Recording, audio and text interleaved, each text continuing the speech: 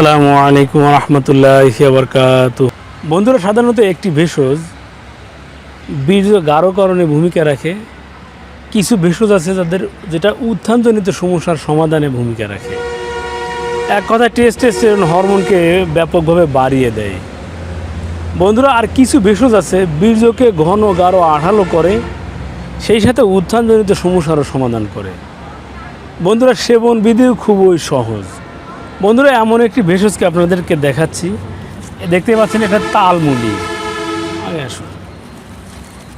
এটা উঠিয়ে ফেললে কালো গুটির মতো শালুক আকৃতির এটা ভেষজ দেখতে পাবেন। বন্ধুরা, এটি গোল গোল করে কেটে রোদ্রে শুকিয়ে পাউডার তৈরি করতে হয়।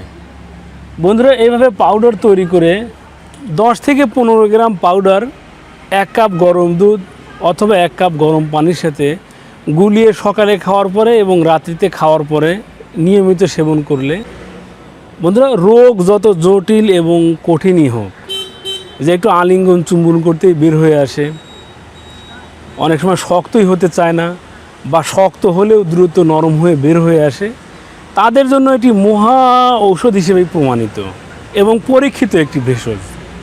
বন্ধুরা, নিয়মিত 15 থেকে 1 মাস আপনারা সেবন করুন।